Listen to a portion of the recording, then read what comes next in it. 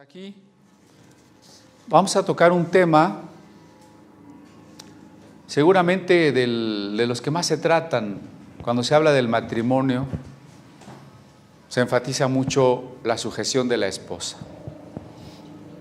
Cuando se habla de la mujer, se enfatiza la sujeción de la esposa, ¿no? A veces, y yo pienso que sin querer, se enfatiza de tal manera que de alguna manera se avala o se continúa la marginación de la mujer, o quizá hasta el maltrato de la mujer, ¿no? No queremos enfocarlo de esa manera, lo vamos a enfocar de una manera seguramente, o al menos en algunos puntos, muy diferente, que puede causar hasta escándalo, ¿no? Por supuesto, escándalo para las feministas. ¿Qué es eso de que la mujer tiene que obedecer? Pero también escándalo para los machistas. Como que la sujeción de la mujer, lo vamos a decir, es racional y tiene sus límites, ¿no? Bueno, voy a usar parte de un artículo que he escrito y que seguramente algunos de ustedes conocen, pero que hoy, al leerlo juntos, nos va a dar la oportunidad de comentar algunas cosas, ¿no? No debemos confundir sumisión con servilismo, con abyección. Eso es lo primero que hay que adelantar. Ni con inferioridad de la mujer. Por otra parte, nuestra tendencia se inclina a la libertad, todos buscamos la libertad, pero también buscamos la rebelión. Nuestro corazón es fundamentalmente un corazón rebelde, del hombre y de la mujer, y del papel que juguemos, ya seamos hijos, ciudadanos, trabajadores, ovejas, esposas, la tendencia es a desobedecer, ¿no? Entonces, bueno, nos enfrentamos ya con muchos problemas de entrada. No confundir sujeción, sumisión con servilismo. Por supuesto, no confundir autoridad con señorío. Y reconocer que el hombre está inclinado a la libertad. Muchos en revoluciones, sobre todo, han dado su vida en nombre, en aras de la libertad. Pero también hay que reconocer que el hombre es fundamentalmente un ser rebelde. Y no lo digo en el sentido positivo, de cuando nos rebelamos contra la tiranía o la injusticia, sino rebelde en ese sentido lato de la actitud pecaminosa de desobedecer a Dios, ¿no? Y de desobedecer incluso las normas de la convivencia armónica en sociedad. Por una parte, la Biblia es clara cuando dice que la esposa se someta a su marido. No hay duda que la Biblia dice eso.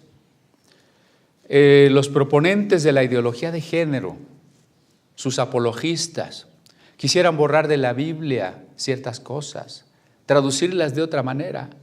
Pero no solo es la Biblia, toda la literatura antigua habría que echarla a la basura o borrarla de la historia, ¿no? No podemos negar, aun cuando no estuviésemos de acuerdo, no podemos negar el hecho histórico de que en la Biblia se dice que la esposa se someta a su marido. Y que la misma Sara, esposa de Abraham, llamaba Señor a su esposo. Así de fuerte es la idea de la sujeción de la esposa, retomada por Pedro en su carta, al recordarnos que Sara llamaba Señor, y Señor quiere decir el amo, a su esposo. Pero por otra parte, nuestra cultura no parece aceptar que la mujer deba obedecer. Parece que eso la coloca en un plano de inferioridad, ¿no? Esta es una de las trampas del feminismo. Confundir, y yo creo que a propósito, la sujeción con la inferioridad.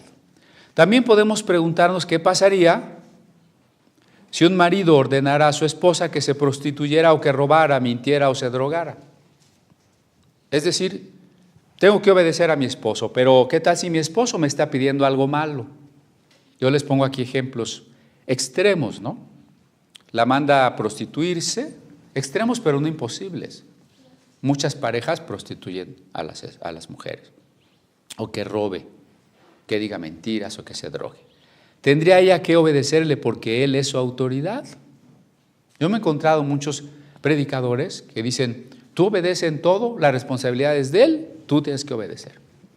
Entonces la pregunta es, ¿hasta dónde llega la sujeción? ¿Cuáles son los límites? Quiero por ello abordar este tema desde las palabras de los profetas, es decir, los que nos han traído un mensaje de Dios. ¿Por qué es importante abordarlo desde los profetas? La Biblia es una palabra profética. Porque entonces es un mensaje que invita a la reconciliación. No es un mensaje de lucha entre hombres y mujeres. Las feministas, y perdón que me refiera constantemente a ellas, pero de alguna manera, presentes o no, son interlocutoras, porque han cambiado la lucha de clases marxista por la lucha de sexos, o según ellas de géneros, ¿no?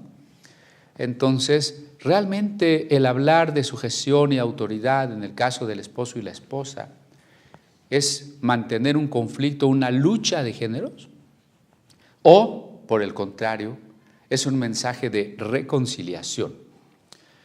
Recordarán ustedes, bueno, tal vez no estuvieron, pero un domingo pasado, Vicky, de allá de Tultitlán, nos dio su testimonio como antes de ser cristiana. Ella era rebelde, ella quería gobernar su casa, y cómo conoció a Cristo, empezó a sujetarse y las cosas empezaron a cambiar. O sea, frente a la fuerza de un testimonio de ese tipo, que es maravilloso, ¿no? De alguien que vivía la rebeldía natural, como se entiende entre la gente que no conoce la Escritura, y luego empezar a conocer a Cristo y ver que la Biblia le decía que se sujetara y empezar a hacerlo y que eso empezara a transformar su matrimonio, pues es una palabra viviente, un testimonio viviente de lo que sucede. Este es un mensaje de reconciliación. Poco puede aportarnos en este momento una especulación filosófica, en tanto que las diversas corrientes no han llegado a un acuerdo en este punto, o una perspectiva sociológica que ha enfrentado a los géneros, o que incluso busca la desaparición de la diferencia entre los géneros. La agenda lésbica homosexual busca como un último logro borrar toda diferencia entre los géneros, ¿no? Aclaro entonces que deseo comunicar un mensaje que va más allá de opiniones para encontrar nuestro sentido y razón de la necesidad de dependencia nuestra con respecto al infinito, ¿no? Nosotros dependemos de Dios. A lo largo de la historia, el pensamiento cristiano original, el que dijera Jesús de Nazaret, se fue diluyendo y tergiversando. Digo esto porque hay que tener clara esa distinción. Porque el mensaje distorsionado de Jesús se llegó a usar para someter a las mujeres, ¿no? Entonces tenemos que remitirnos al mensaje original de Jesús. En sus inicios es un mensaje que nos muestra que nosotros dependemos absolutamente del absoluto. Pensar que lo podemos todo es despreciar la gracia, el regalo inmerecido. La demanda de los primeros seguidores del Nazareno era: négate a ti mismo, lo que implica el deseo de superar mis defectos, de reconocer mi necesidad de Dios. Tenemos que tener clara y presente esta invitación de Jesús: niégate a ti mismo. Porque cuando hablemos del marido que tiene que amar a la esposa, está el sacrificio, y tenemos que hablar de la esposa que se somete al marido. Ninguna de las dos cosas es posible si yo no he entrado en la negación de mí mismo. No sé si eso se ve claro, ¿no? O sea, el matrimonio con Dios podemos llamarle un estado de gracia. Y no me refiero a que haya habido boda religiosa, ¿no? Sino a que Dios esté presente en la familia. Se convierte en un estado de gracia. ¿Y qué significa eso? que le hemos entregado a Dios nuestra vida y por tanto nos hemos negado a nosotros mismos. Y solo desde esa base es posible que el marido ame hasta el sacrificio y la esposa se sujete como se sujeta a Cristo, ¿no? Sin eso no es posible. Un valor antiguo y muy apreciado fue la obediencia, postura que contrasta hoy frente a la inversión y trastocamiento de los valores. Hoy se exalta la rebeldía, aún sin causa, la independencia, la competencia insana. Me refiero a la competencia entre hombre y mujer, ¿no? ¿Quién gana más? ¿Quién sabe más? ¿Quién puede más? Hasta existe la frase, los jóvenes rebeldes sin causa. ¡Ay, qué bonito!, ¿no? Los jóvenes rebeldes sin causa. Había una profesora allá en la facultad, ¿no?, que expresaba claramente, bueno, ¿y tú qué eres? No, pues yo soy anti todo, ¿no? Pues esa rebeldía, pues está profetizada. Decía Pablo, en los últimos tiempos los hombres serán rebeldes, desobedientes a los padres. Es un signo de los últimos tiempos, ¿no? Los valores se trastocan. Ahora ser obediente es mal visto, lo preferible, es decir, el valor, es ser desobediente. Pero pensemos por una parte, ¿qué haría la humanidad sin someterse a las leyes de diversa índole? Yo me he encontrado sobre todo jóvenes que dicen, si es que yo estoy en contra de la ley, una especie de anarquismo malentendido, ¿no? ¿Qué pasaría si no nos sometiéramos a las leyes naturales como la gravedad? Pues nos matamos. Si no nos sometiéramos a las leyes sociales o hasta a los sencillos reglamentos como respetar un semáforo, no hubiéramos llegado aquí, ¿verdad? Sin sujeción, todo sería un caos en el cual la vida sería imposible. Entonces, muy importante. La libertad solo es posible dentro de la ley. Sin sujeción a la ley no hay libertad, porque solo existiría el caos. En ese sentido, la organización humana, y en este caso la familia, son uno de esos poderes contra el caos, ¿no? Uno de esos poderes del ser que luchan contra, vamos a llamarle paradójicamente, los poderes del no ser, del caos. Hablando entonces de qué es la verdadera sujeción, qué es la rebeldía, el señorío, el servilismo, la usurpación, otros conceptos relacionados, nos daremos cuenta que 3 palabras nos orientan acerca de nuestra relación con el prójimo y por tanto con nuestro Creador. 3 palabras: humildad, obediencia, razón. ¿Sí? Cuando hablamos de la sujeción de la esposa y por consecuencia, ¿no?, de la sujeción de cualquiera, hay 3 palabras fundamentales: humildad, obediencia, razón. ¿Qué es la verdadera sumisión? Dijimos, no es abyección, servilismo arrastrado e irracional. No es usurpación, tomar el lugar de un superior que no le corresponde. Cuando Adán y Eva fueron hechos parte de un mismo ser, Ish e Isha en el hebreo, ¿no?, varón y hembra, son 2 partes de una unidad expresada en la palabra hebrea Adam. El Adam está conformado del Ish y de la Isha. Si ambos, el Ish y la Isha, son parte de esa unidad, entonces tienen la misma dignidad, la misma responsabilidad y la misma libertad, ¿no? Esto es importante. No es que Adán pecó menos que Eva, porque Eva fue la que lo invitó a comer del fruto. Es la misma responsabilidad, la misma libertad. Cuando digo la misma dignidad es porque ambos eran a imagen de Dios, o somos hombres y mujeres a imagen de Dios, porque el amor de Dios es igual para hombres y mujeres. La sola diferencia radicaba en ciertas funciones que son obvias en el terreno físico.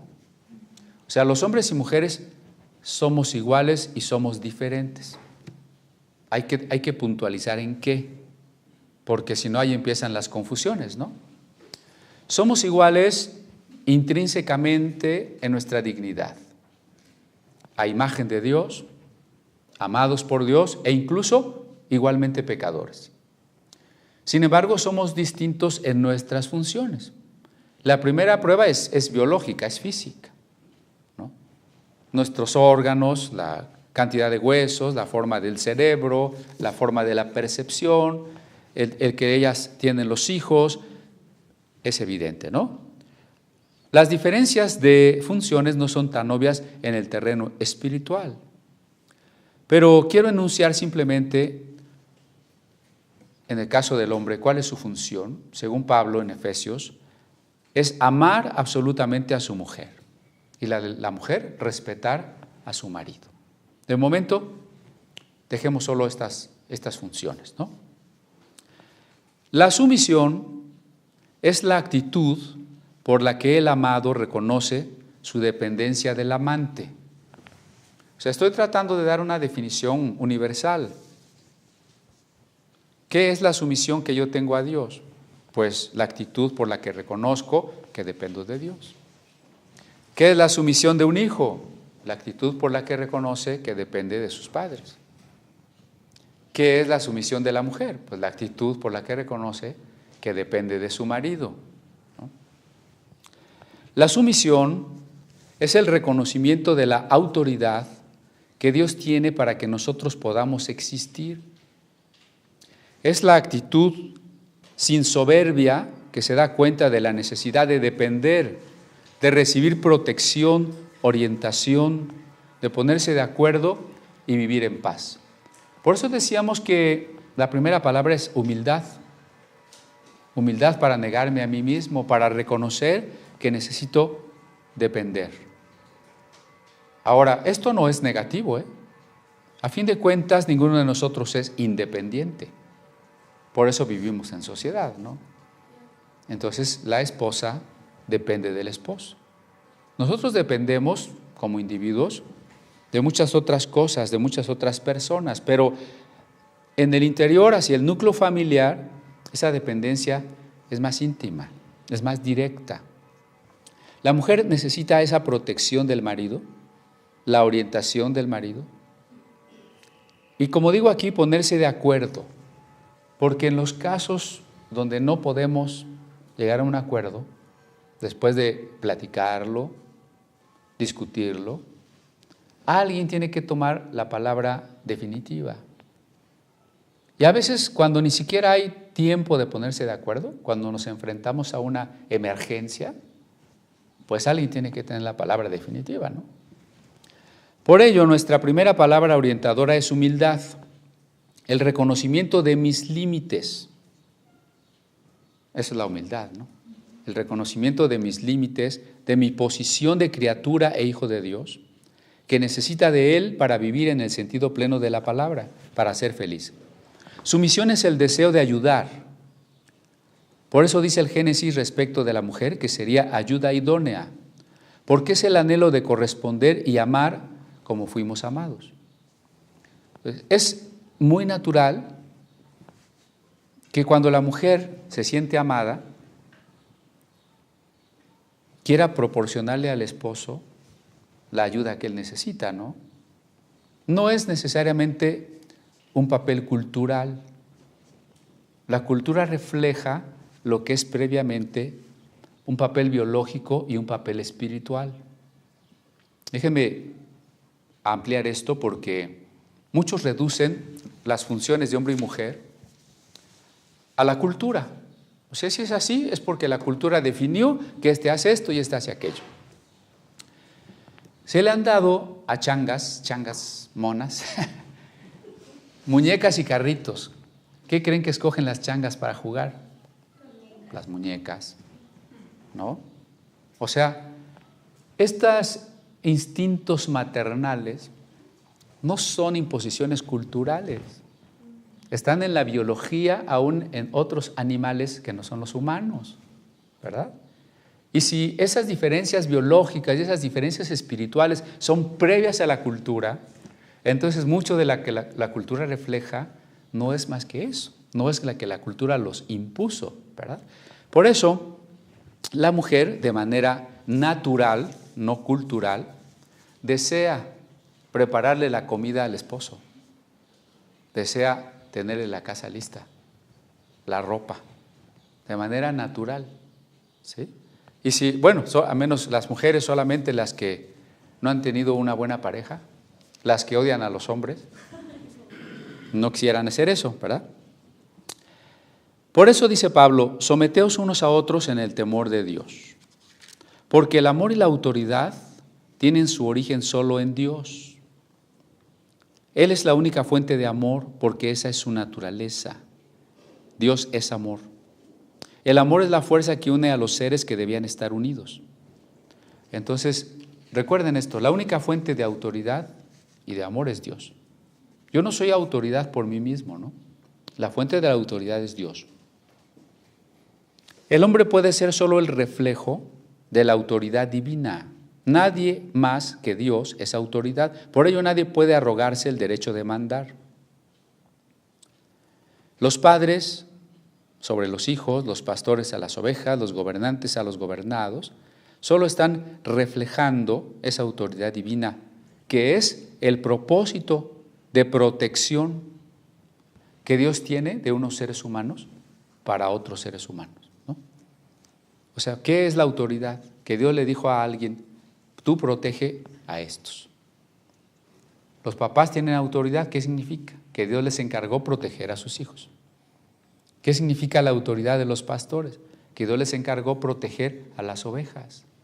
Y la autoridad del marido, que Dios le encargó proteger a la esposa y a los hijos. Eso es, ¿no? Por lo cual toda autoridad tiene un solo origen y toda sujeción viene de la misma actitud. Por eso Pablo dice, Romanos 13, toda autoridad viene de Dios. Así, concluimos esta parte, la fuente de toda autoridad es Dios y el origen de toda sujeción está en la humildad. Es decir, el reconocimiento de mis límites y de la necesidad que tengo de ser protegido. La falacia del servilismo. Falacia es un argumento que parece cierto, que parece lógico, pero que no lo es, que es falso, que es inválido. Oye, Cris, yo tengo una duda. La mujer se tiene que sujetar al esposo, ¿no? En las decisiones que el esposo cree que son las mejores. convenientes, ¿no? Pero ¿y qué pasa si el criterio de la esposa es uno y el del esposo es otro y el del esposo está mal? Yo voy a decirle que haga ciertas cosas, ¿no? Creyendo que es lo correcto. Pero puede que me equivoque, ¿no? En ese caso, ¿qué hace la esposa? ¿Lo hace y ya después las consecuencias son mías? ¿O? De eso, sí, de todo eso es lo que tenemos que tratar.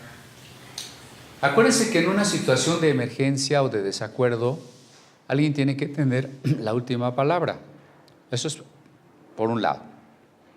Otro punto es que estamos procurando que la pareja tenga comunicación, que dialogue, que argumente, para llegar a un acuerdo cuando es posible llegar a un acuerdo, ¿no? Cuando el marido está equivocado, vamos a ver hasta dónde o en qué implicaciones. Si son implicaciones que no tienen que ver con contradecir la palabra de Dios, pues ella todavía está obligada a obedecer. Pero si son implicaciones morales, pues no. Todo eso lo vamos a ver, ¿no? ¿Qué es la falacia del servilismo? En la historia real o simbólica de Adán y Eva, se plantea que ambos son formados del mismo material, se plantea la unidad de los seres en la unión física y espiritual, y por tanto han de volverse a hacerse uno, ¿no? Como Dios sacó a Eva de la costilla, por tanto se unirá el hombre a su mujer y serán una sola carne. Al igual que una cabeza y un cuerpo que forman un todo orgánico. Dios, bueno, hizo animales y hizo al hombre a su imagen y dijo, no es bueno que el hombre esté solo, y le hizo una ayuda idónea. Dios creó al hombre y a la mujer a su propia imagen. La inteligencia y la voluntad divina se reflejan en las de los seres humanos. Eso los separa del resto del mundo animal. La naturaleza espiritual del hombre es ser la imagen de Dios, quien los creó de forma que tanto el hombre como la mujer necesiten del compañerismo mutuo. Leemos que Dios dice, que todo lo que hizo era bueno en gran manera. Y de repente hay algo que no es bueno. Todo lo que hizo Dios es bueno en gran manera, pero no es bueno que el hombre esté solo. Es un contraste, ¿no? Todo es bueno, pero esto no es bueno.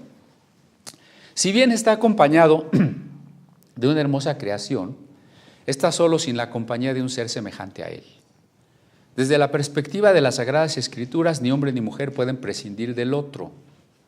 Son iguales en dignidad, en ser objeto del amor divino, en su capacidad de hacer el mal. Pero el texto sigue diciendo que hombre y mujer decidieron hacerse independientes de Dios. Olvidaron la sumisión al Eterno y con ello se ausentaron del amor. O sea, cuando el hombre y la mujer comieron el fruto, estaban diciendo, ya no queremos sujetarnos a Dios. Fíjense dónde se perdió primero la sujeción.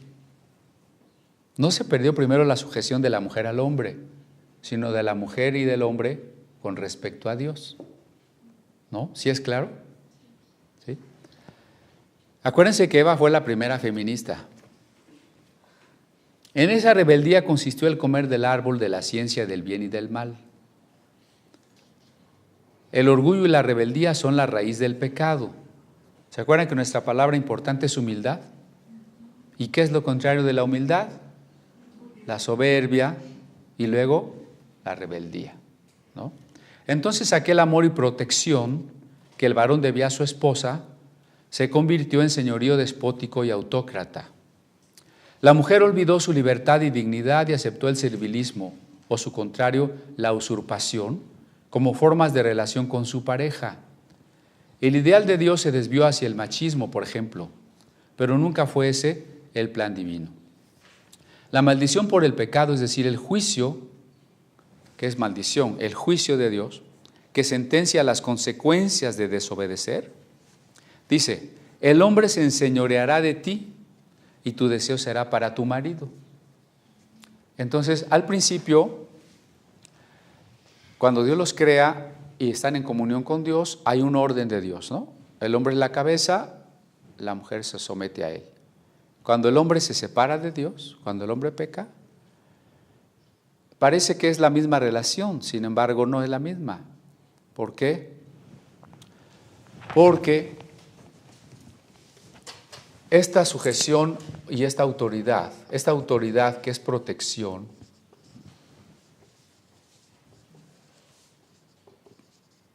y esta sujeción que es una dependencia sana del amante, se distorsionan.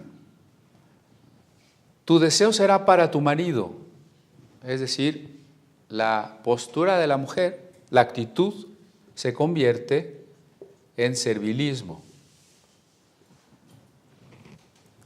en una abyección. Por eso el marido puede maltratarla y ella ahí está. Puede abandonarla y ella sigue allí, ¿no? Puede golpearla y ella sigue allí. No es correcto porque ese es el servilismo. Y en el hombre se convierte en un señorío, voy a poner la palabra coloquial, machismo, ¿verdad? Ya no es el hombre un protector, sino alguien que cree que la mujer está para servirlo y que puede hacer lo que él quiera. Pero vean que es una distorsión del orden original. Al mismo tiempo, y paradójicamente porque los extremos se tocan, el hombre abandona la autoridad y la mujer la usurpa. Entonces fíjense cómo Dios le dice a Adán, tras el pecado, por cuanto obedeciste la voz de tu mujer, o sea, ¿qué hizo Adán? Abandonó su autoridad. Y la mujer, al ponerse a platicar con la serpiente y convencer a Adán de desobedecer a Dios, usurpó el lugar de autoridad, ¿no? Entonces, noten que hay una diferencia entre el orden original de Dios y las distorsiones que el pecado produjo. ¿Por qué la gente se rebela contra la enseñanza bíblica de autoridad, sujeción, porque la gente la interpreta como distorsión. ¿Cómo la mujer va a obedecer si no es inferior, si ha sido maltratada toda la historia? Sí, pero no estás hablando entonces del orden de Dios, sino de la distorsión. Y en el caso contrario, el intento porque el hombre sea Señor, sobre todo en las iglesias, ¿no? Porque muchas mujeres han usurpado la autoridad, y entonces para que no la usurpen hay que aplastarlas. Entonces vamos de una distorsión a la otra, pero no nos quedamos en el orden divino. En esta lucha de géneros, que sustituyó a la lucha de clases, la mujer es ante todo una usurpadora. Cuando dije que Eva es la primera feminista, lo digo por eso, entonces, con base en ello, ¿no? Es la primera usurpadora de la autoridad. No solo está en una competencia con el marido, sino quiere estar por encima del marido o incluso pretender no necesitar a los hombres. Yo creo que es uno de las simulaciones lesbianas, ¿no? Simulaciones porque nunca lo van a lograr en el fondo de su ser. Pretenden no necesitar a los hombres. Pero si la frase no es bueno que el hombre esté solo, y se refiere a la relación del varón y la mujer, igualmente podemos decir, no es bueno que la mujer esté sola en relación con el varón, ¿no? Bueno, vamos adelante, si no, algunas dudas que están surgiendo se van a contestar, si no al final nos detenemos también.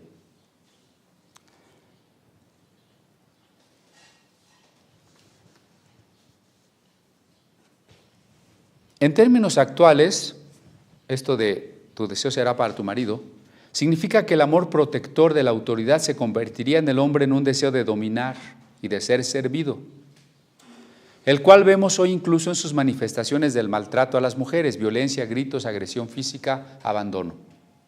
Por otra parte, de la mujer habría un deseo no gobernado por la razón, de estar con el marido a pesar del maltrato, de la infidelidad, de la falta del suministro, de las necesidades, porque eso significa que su deseo se dirigiría al marido, pero no desde el amor divino, sino desde la separación de Dios. Ojo, ¿no? Aquí está parte de la solución y del problema. Tu amor, tu deseo por el marido, ¿surge del amor divino o de la separación respecto de Dios? ¿Sí me expliqué? O sea, la mujer que depende del marido en este sentido abyecto, lo hace porque está separada de Dios. Esa dependencia no surge del amor divino, sino de la separación. ¿Sí?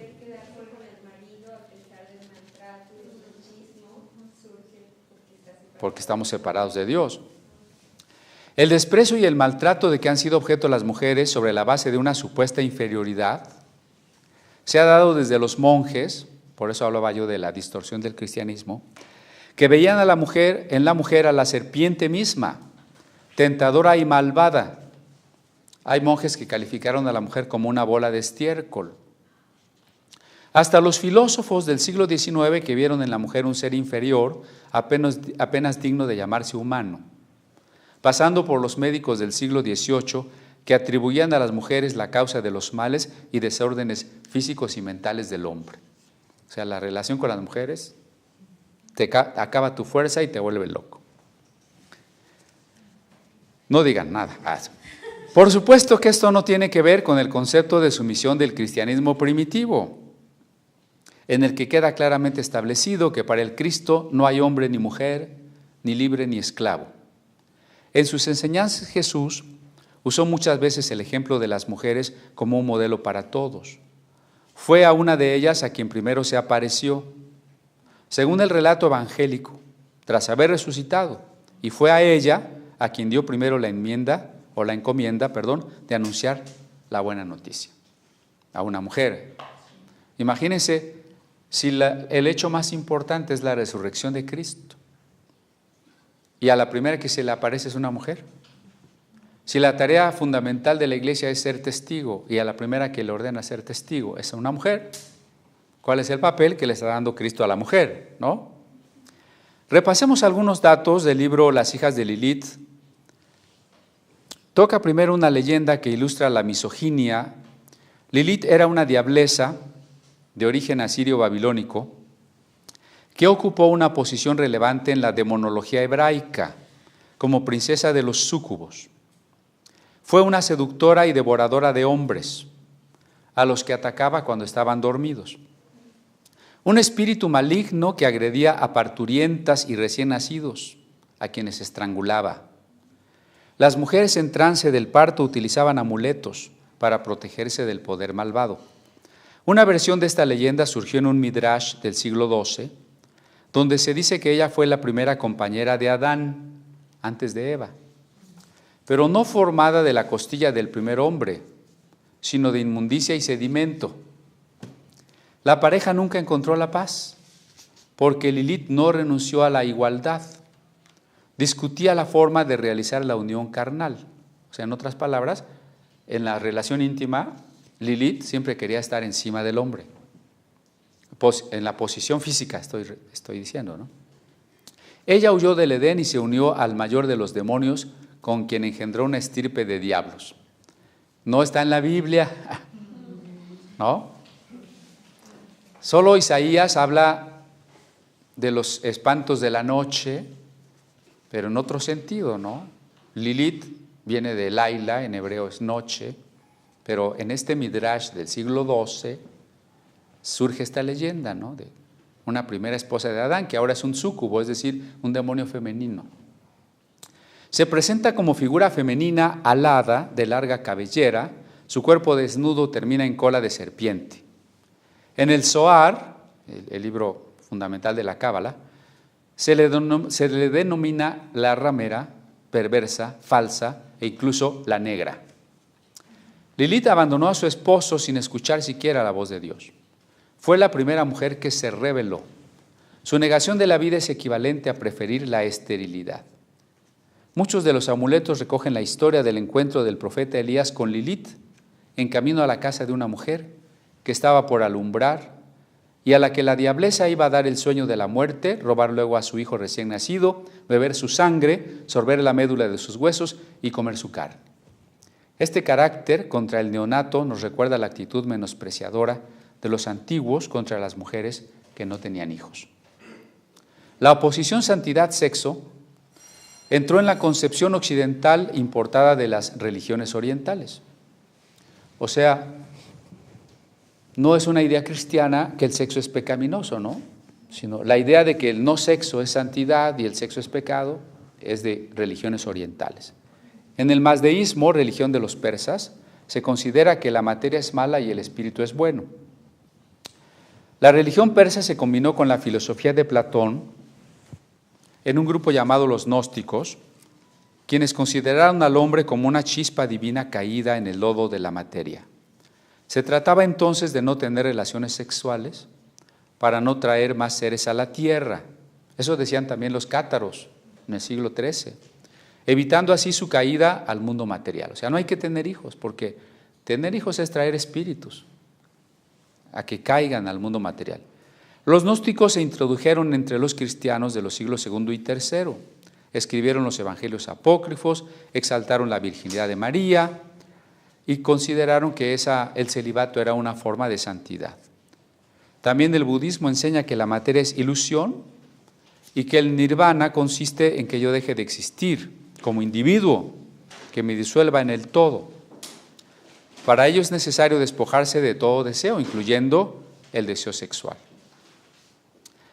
Desde la enseñanza patrística, o sea, los primeros siglos del cristianismo, se afirmó el concepto de que el sexo era el pecado por antonomasia. Los penitenciales medievales revelan que el acto carnal entre un hombre y una mujer no unidos en santo matrimonio eran considerados un pecado más grave que el de asesinato. O sea, tener relaciones con alguien sin el sacramento de matrimonial en la Edad Media era peor que el asesinato. Beda, un monje inglés del siglo X, XI, establecía un año de ayuno y de penitencias por cada acto prematrimonial. No sabe quién se la pasaría toda la vida ayunando. También el beso y el mero deseo eran sancionados con graves penitencias. En este oscurantismo incluso el matrimonio fue considerado como un mal menor, dice en latín, remedium concupiscente, según San Agustín, y el estado más deseable era el celibato. Esta creencia haría afirmar a San Jerónimo: el matrimonio es un pecado, todo lo que se puede hacer es excusarlo y santificarlo. Estas ideas se arraigaron en la Edad Media. Las obras de los pintores representaban los cuerpos humanos totalmente cubiertos por la ropa, las mujeres pintadas eran feas, pero con un vientre pronunciado para señalar que la maternidad era el único camino para redimir a la mujer del pecado del sexo. El matrimonio se convirtió en un sacramento que solo podía ser santificado por las palabras de un sacerdote. Se consideró que Adán y Eva se habían comido una manzana, símbolo de la virginidad en las religiones esotéricas. Entonces ya saben qué significa, ¿no? Que Adán y Eva se comieron la manzana, ¿no? Un impulsor y un culpable eran necesarios en esta insistencia en la maldad intrínseca del goce sexual y el desprecio por la carne. O sea, ¿quién es el culpable, no? Del asunto sexual? Tiene que haber un culpable. Bueno, pues alguien que no fuera creado a semejanza de Dios. En la lógica de la patrística iba a ser Eva, la mujer. En la imagen del libro de horas del duque de Berry, los libros de horas combinaban historias bíblicas, oraciones y con muchas ilustraciones para que los nobles que podían tener esos libros, los reyes, pues tuvieran un material para sus oraciones del día, ¿no? Bueno, en la pintura donde se ve el primer pecado, la serpiente bíblica es antropomórfica, o sea, mitad reptil, mitad humana. La parte humana aparece bajo la forma de una mujer de larga cabellera y bellas y delicadas formas que tienden el fruto prohibido a una Eva que en ninguna de las imágenes parece mostrar temor ni titubeo. O sea, como que ya era mujer fatal esa Eva, ¿no? ¿Verdad? Ah, sí, dámelo. Diferente al del asustado Adán, pobrecito, a quien ella intenta llevar a la transgresión. El demonio, bajo la doble forma de reptil bíblico y de seductora joven de frágil apariencia. También se menciona en la oración del hombre religioso judío. O sea, el judío ortodoxo recita cada mañana entre sus rezos, uno de ellos dice: loado sea el Señor, Rey del universo, por no haberme hecho mujer. Pero los padres de la iglesia, o para los padres de la iglesia, la mujer encarnará todas las tentaciones del mundo terrenal, del sexo y del demonio. O sea, ¿por qué me estoy deteniendo en esto?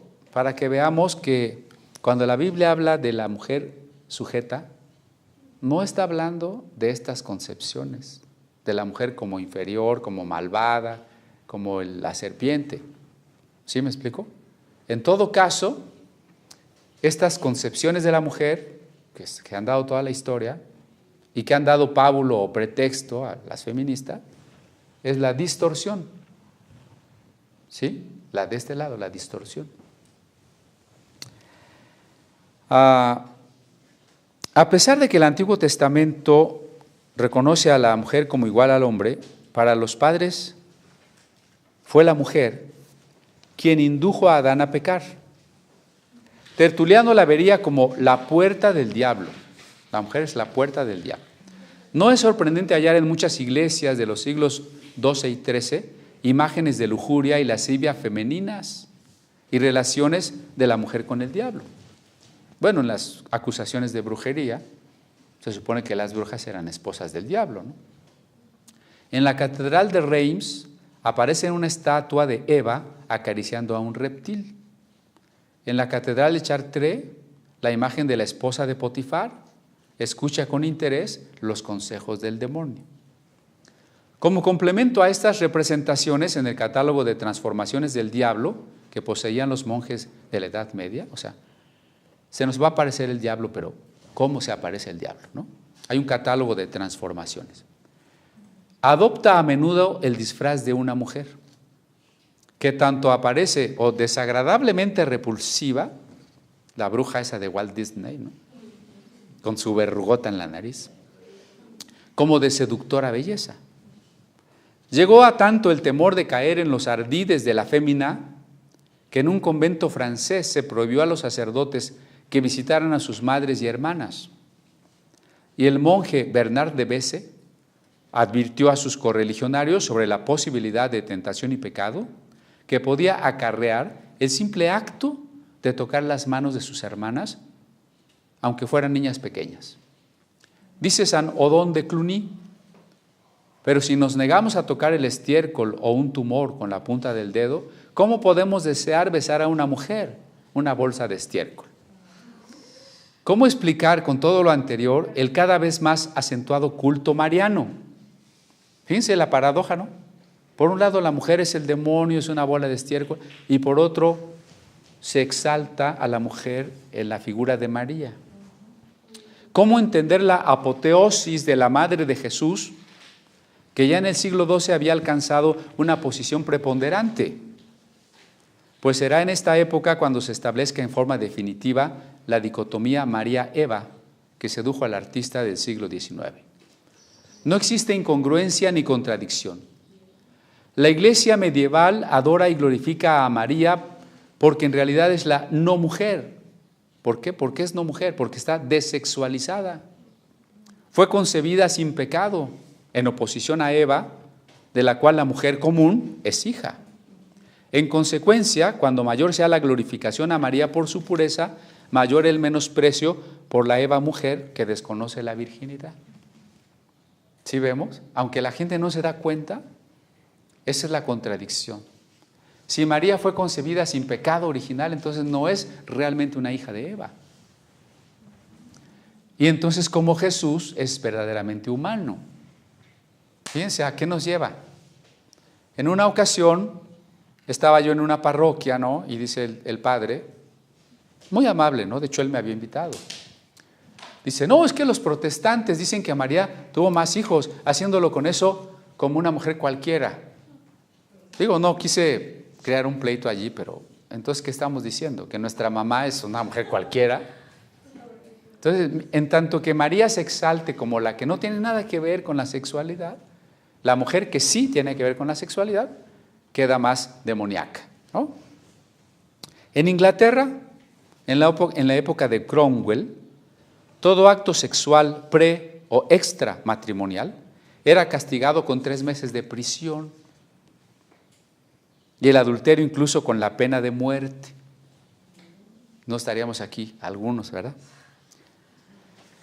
El castigo consistía en exhibir públicamente desnudo, hombre o mujer, al que había cometido el delito carnal. La contrarreforma, o sea, la respuesta católica al protestantismo, clamaría nuevamente contra el sexo y la mujer, recordando que todos los desórdenes provienen de la lascivia de la mujer, ¿no?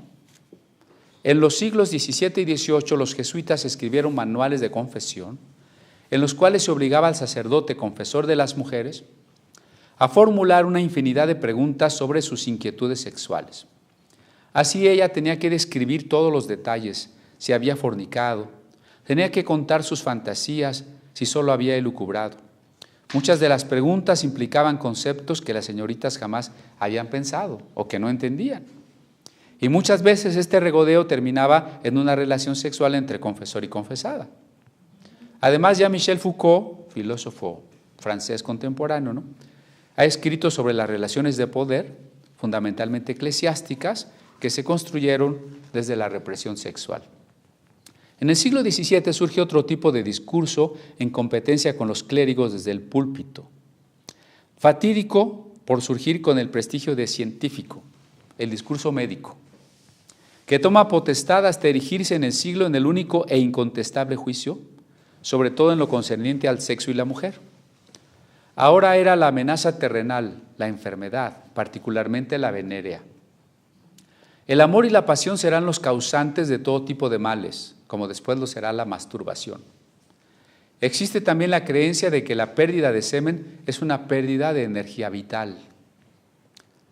El doctor Nicolas Benet dijo que el cerebro, principal órgano de todas las facultades del alma, se enfría y deseca todos los días por la pérdida que hacemos incesantemente de nuestros humores en las caricias con las mujeres. O sea, las mujeres nos secan el seso, pocas palabras, ¿no? El amor es un peligro incluso para la salud mental, dice el doctor Jacques Ferrand. Afirma que el hombre enamorado puede acabar en la locura, ya que el trato carnal con las mujeres acaba por alterar el juicio. Ahora comprendo. J. Sprenger, especialista en brujerías y autor de la obra magna del Malleus Maleficorum, es un libro del siglo XV, se traduce El martillo de las brujas, ¿no?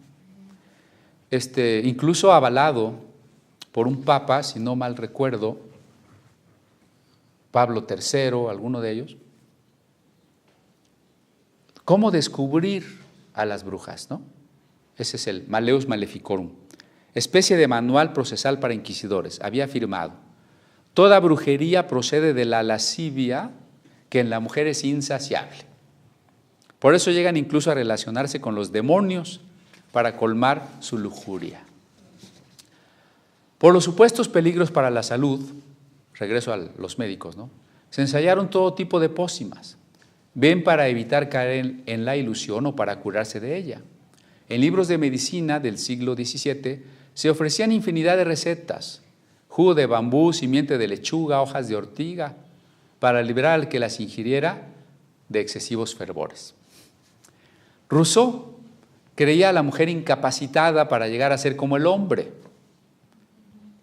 pues las obras del ingenio exceden a su capacidad, toda vez que no posee la atención ni el criterio suficiente para dominar las ciencias exactas. En 1793, la Convención Nacional, o sea, en Francia, ¿no?, suprimió todos los clubes y sociedades femeninas, cerró los salones y negó a la mujer todos los derechos políticos. Así, el grito de libertad, igualdad, fraternidad se reveló como consigna sectarista que excluía a la mitad de la población. El Código de Napoleón también reafirmó eso, ¿no? El problema de la usurpación.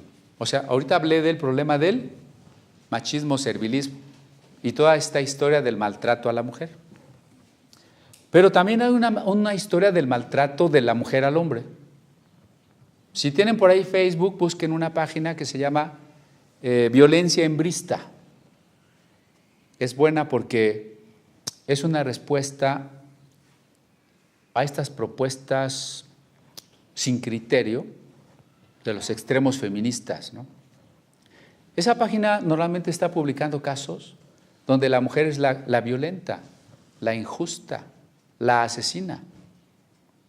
Y entonces no debemos perder de vista que el problema no son los hombres, el problema tampoco son las mujeres, el problema es el pecado que está en el corazón de los hombres y de las mujeres, ¿no? Eso no lo podemos perder de vista, porque entonces no podemos tratar este asunto adecuadamente. Pero ahora voy a hablar del otro extremo, ¿no? El de las que quieren usurpar la autoridad.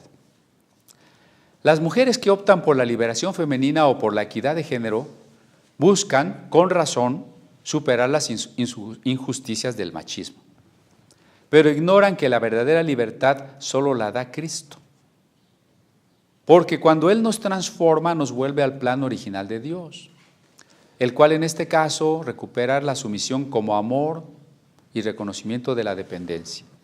Pero afirmar la rebelión o querer borrar las diferencias o incluso evitar el matrimonio no son soluciones, sino negación de la naturaleza femenina verdadera y por tanto una renuncia a una buena porción de la felicidad. O sea, en otras palabras, el feminismo, por atacar esta distorsión, ¿qué hace? Se va para acá. Conste que yo dije una frase que les va a poner los pelos de punta, ¿no? Hablé de la verdadera naturaleza femenina, porque es una de las cosas que van a querer negar, que exista la naturaleza masculina o femenina. Por eso la idea de reducirlo todo a cultura. Es indispensable reconocer que en demasiados ámbitos sociales y en distintos lugares la dignidad de la mujer está muy lejos de poseer el reconocimiento justo. Incluyo iglesias, ¿no? En la mayoría de iglesias la mujer no tiene el reconocimiento justo. Pero los proponentes de la ideología de género no buscan una equidad en la diferencia, sino que afirman que las distinciones entre el hombre y la mujer no son naturales. Las maneras de pensar, obrar y valorarse son producto de la cultura de cada época, dicen ellas, ¿no? La que se les asigna características que se explican por las conveniencias de las estructuras sociales. Y por ello hay que deconstruir, derribar los discursos que nos hacen creer que la mujer es femenina. Por lo pronto pienso que habrá que analizar las propuestas de una Biblia que se llama la Biblia Isha. Imagínense una Biblia de la versión en lenguaje actual con notas especiales sobre perspectiva de género. El problema es que muchas de las propuestas de la perspectiva de género son contrarias a las propias escrituras, ¿no? Me parece que hablar de una Biblia de género, una Biblia para la mujer, es casi hablar como de una Biblia guadalupana o de una Biblia de guerra espiritual, o sea, de algo que contradice al propio texto bíblico. El sexo es una construcción cultural, dicen ellas, ¿no? Mientras que el género debe ser un artificio libre de ataduras.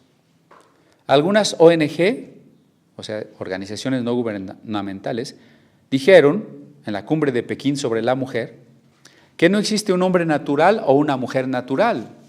La inexistencia de una esencia femenina o masculina, no hay eso, no hay esencia, nos permite rechazar la supuesta superioridad del hombre, ¿no?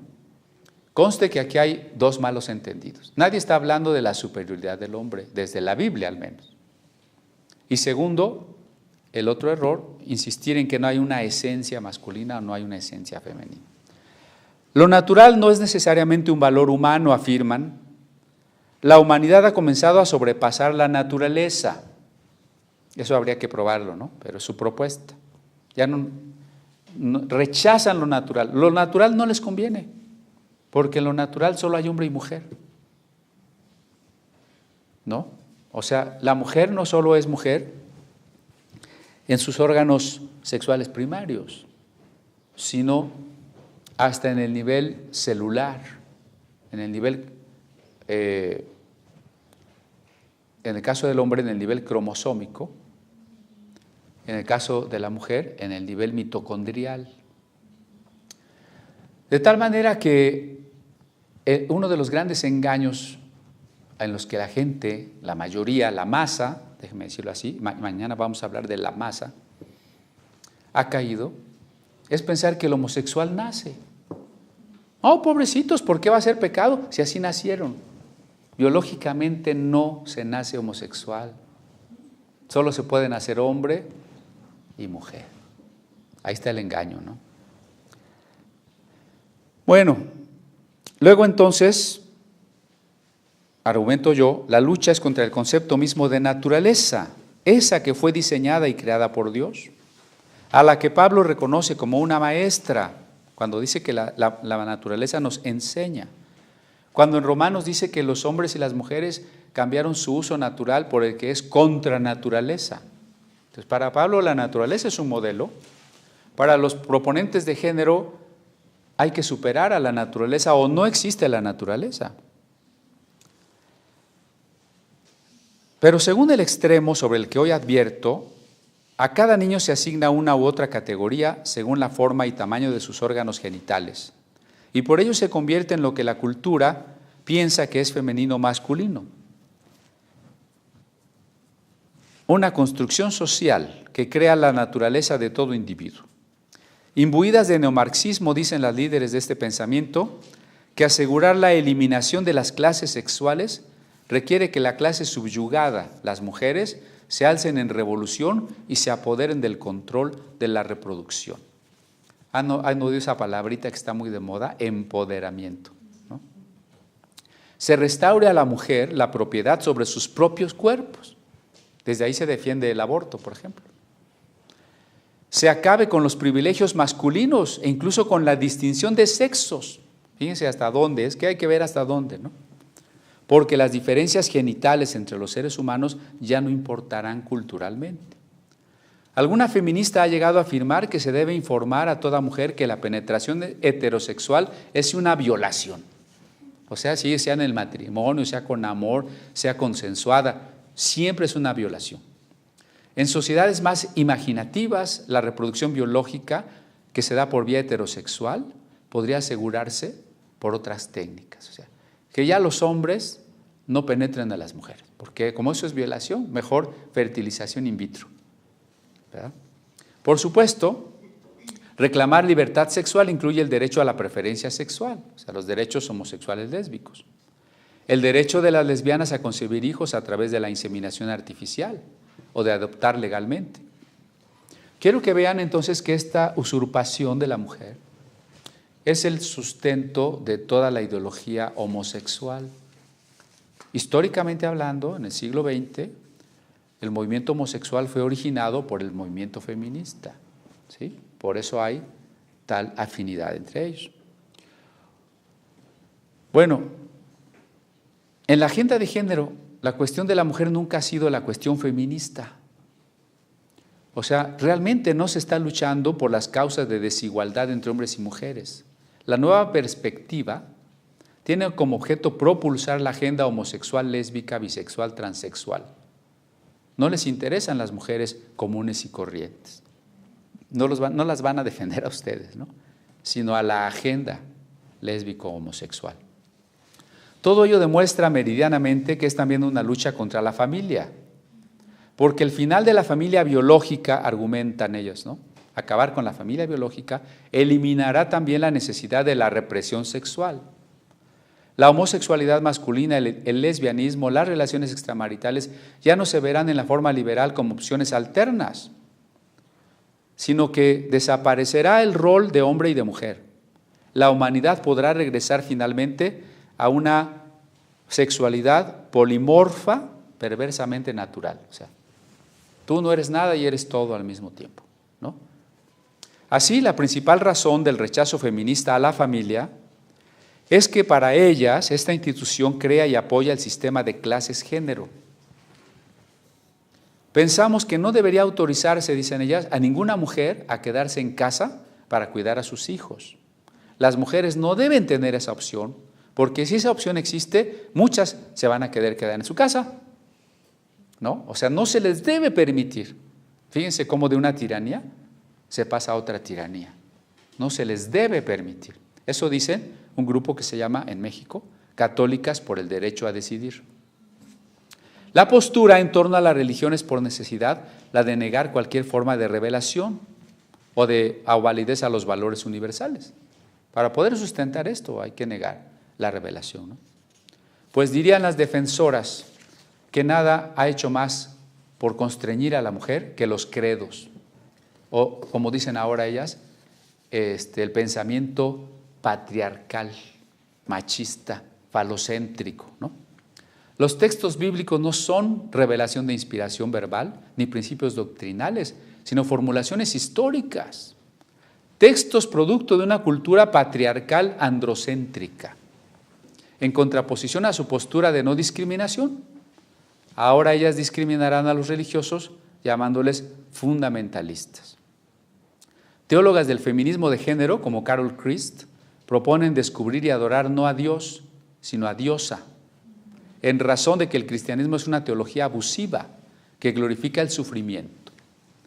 Cabe asombrarse de que haya mucho abuso en la sociedad moderna, dice ella, cuando la imagen dominante de la cultura es el abuso divino del Hijo, Dios Padre que exija y efectúa el sufrimiento y la muerte de su propio Hijo. Dice ella, si el cristianismo ha de ser liberador del oprimido, debe primero liberarse de esa teología.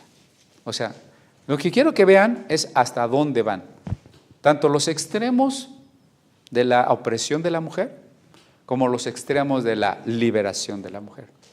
Si no tenemos claro hasta dónde van, no nos ubicamos, ¿no? Y por eso en la iglesia se meten estas dos distorsiones. Las iglesias que presumen de que la mujer allí está bien sujeta, que no pueden ni tomar el púlpito, y las iglesias que presumen de, no, aquí las mujeres son igualitas a los hombres, aquí también los homosexuales para nosotros no es pecado, pastores y pastoras homosexuales, ¿no? Entonces las dos distorsiones se introducen en las iglesias. ¿Por qué? Porque no teníamos claro esto. Avancemos. La obediencia feliz. Nuestra primera palabra fue humildad, ¿no? La segunda es obediencia.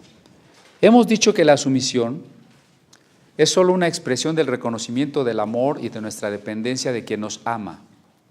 Por ello podemos llamarle la obediencia feliz, porque el estado de relación ideal es aquel en que los amantes, pareja, padre, hijos, hombre, Dios, se han compenetrado y se conocen.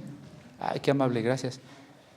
Y se aman a tal punto que sin llegar a la uniformidad ni la falta de voluntad, tienen los mismos anhelos, prioridades y solidaridad. O sea, lo vuelvo a decir. Los que se aman se han compenetrado a tal punto que tienen las mismas ilusiones, prioridades, anhelos.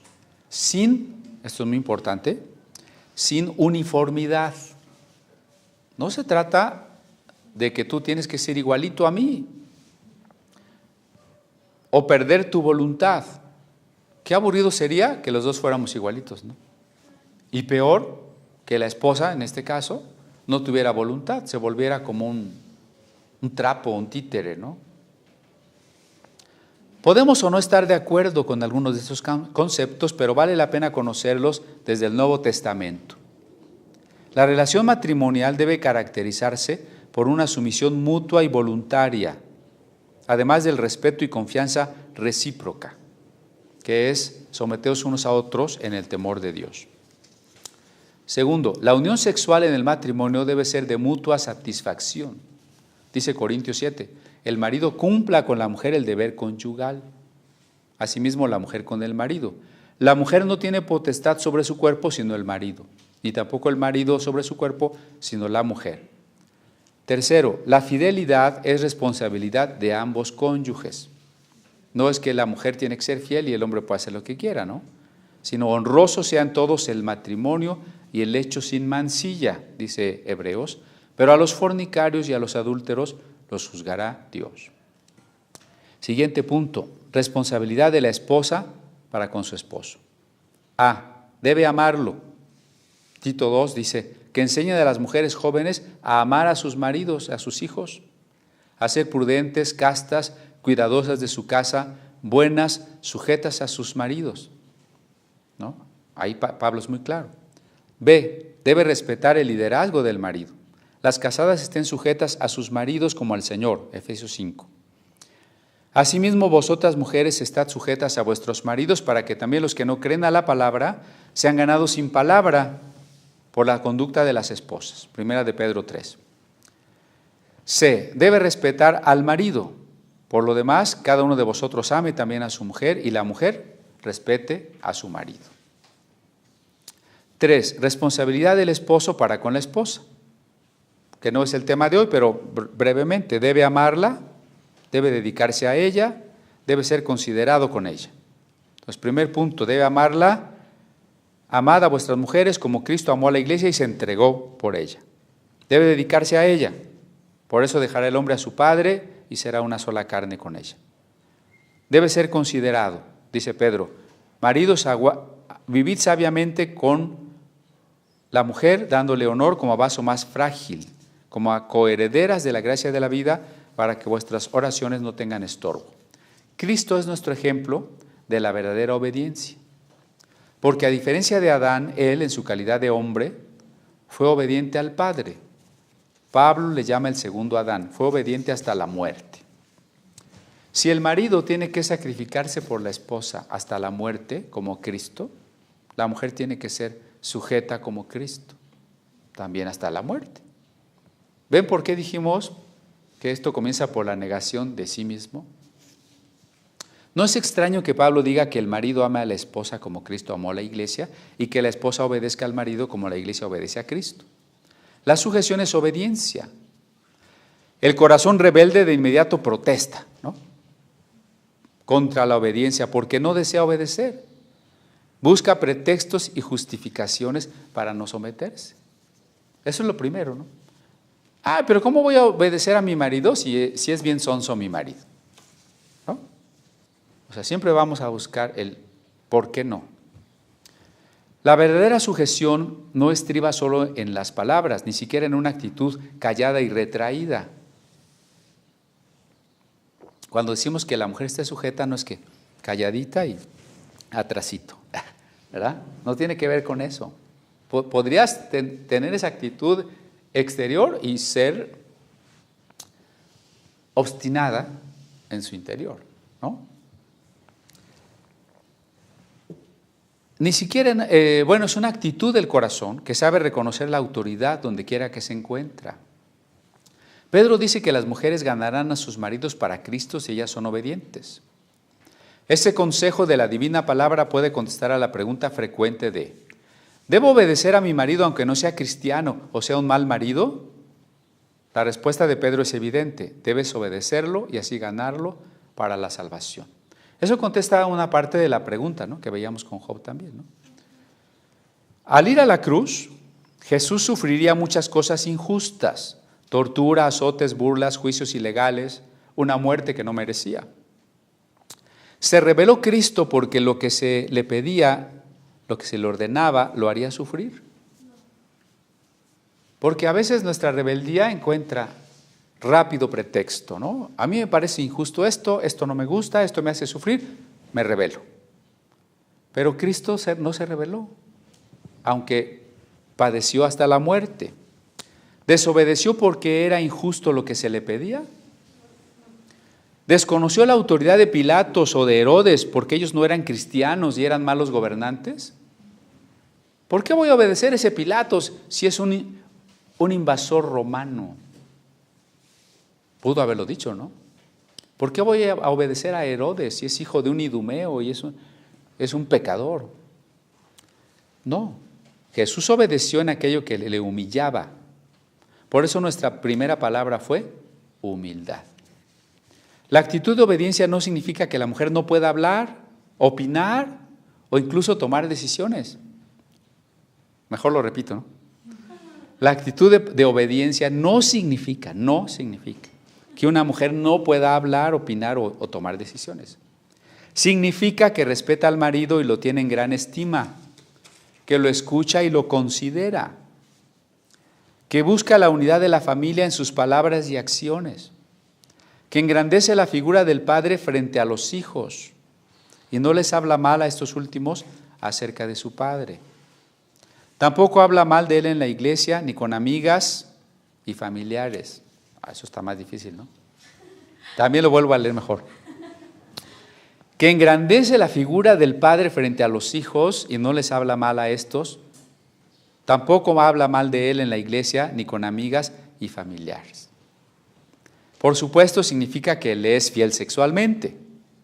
Y significa también que en momentos de urgencia y de tomar decisiones trascendentes, acepta la palabra del marido, aun cuando no hayan habido tiempo de ponerse de acuerdo. ¿Qué tal si nos asaltan, no? Y yo veo que las posibilidades son de que podamos escapar y entonces le digo, corre. Y ella dice, no te dejo. Pues ya no me da chance de que escapemos. Entonces cuando la situación es inmediata y no hubo tiempo ni de discutir, hay que obedecer, ¿no? Porque si no, quién sabe qué pueda pasar.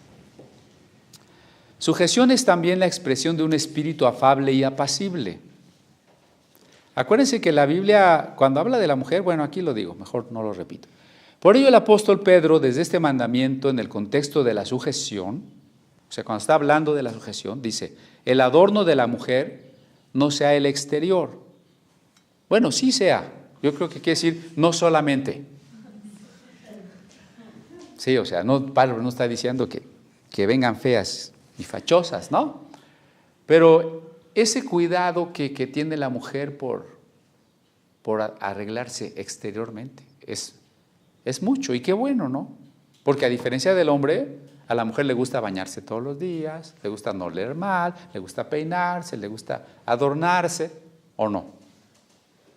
Y hasta se le olvida lo que tiene que hacer por estarse viendo al espejo, ¿no?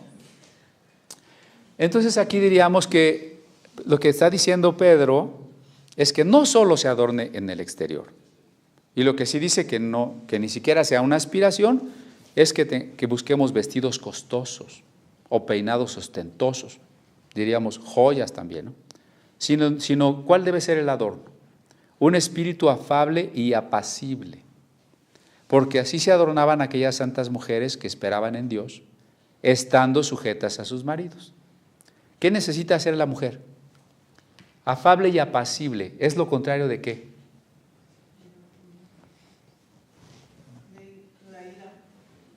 De enojona, ¿verdad? Que se oiga fuerte. Afable y apacible es lo contrario de enojona. Uno de los principales defectos de la mujer es ese. El espíritu apacible, es decir, el tranquilo y amable de parte de la mujer, es muy importante en la Biblia, porque la mujer se deja dominar más fácilmente por lo que siente. ¿Sí? La mujer se deja dominar más fácilmente por lo que siente. Y entonces es fácil que la ira, la inseguridad, los celos, el rencor avivado por los recuerdos, el miedo, afloren y provoquen un ambiente de pleito, de reclamo, de falta de respeto. O sea, los hombres y las mujeres somos inteligentes y también tenemos sentimientos. Pero la mayoría de las veces, los casos extremos, los momentos álgidos, el hombre normalmente responde de manera o práctica o intelectual y la mujer de manera sentimental, emocional.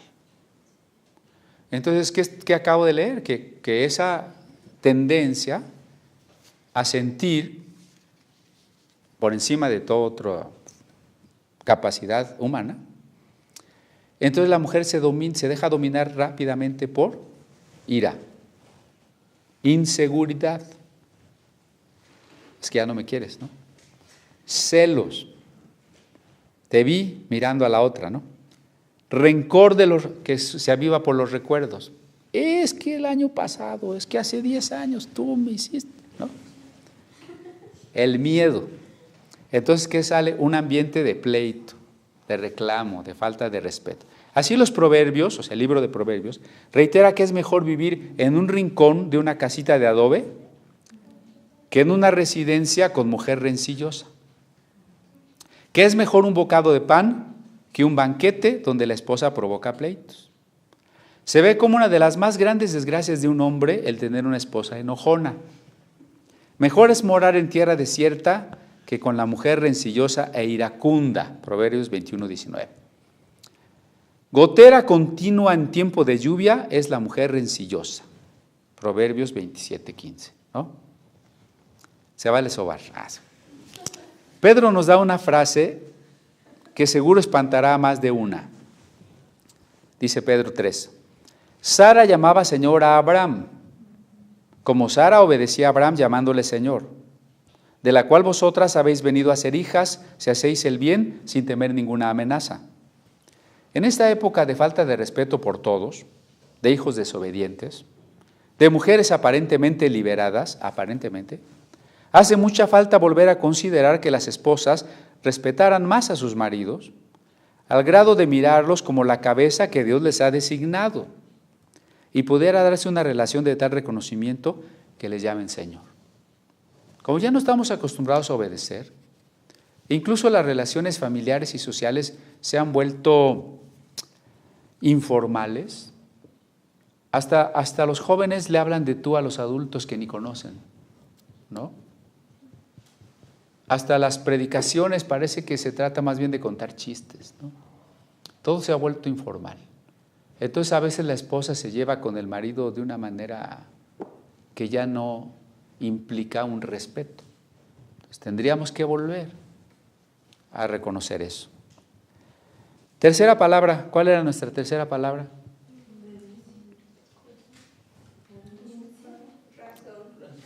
Razón. Ya vimos humildad. Sin humildad esto no funciona. Obediencia, Cristo fue obediente, hay que obedecer. Razón. Pero comenzamos preguntando, ¿se acuerdan que hicimos esa pregunta? Si una esposa debería obedecer aún cuando se le pidiera cometer un pecado. Podríamos añadir si debe obedecer al esposo aun cuando éste le pidiera dejar de creer en Jesús, o de ir a la iglesia, o le prohibiera leer la Biblia u orar. Que hay casos muy frecuentes de el marido no cristiano que dice, no vas a la iglesia. Hay muchos, ¿no? Y desgraciadamente hay consejeros que le dicen, pues no vayas, tienes que obedecer a tu marido. Entonces aquí está la pregunta. El apóstol Pedro, cuando fue flagelado por predicar el Evangelio y fue conminado a dejar de hablar en el nombre de Jesús por los gobernantes judíos, dijo: juzgad vosotros mismos si es bueno obedecer a los hombres antes que a Dios. Y con ello nos dio la clave de la obediencia y su relación con la razón. ¿Cómo se relaciona la obediencia con la razón?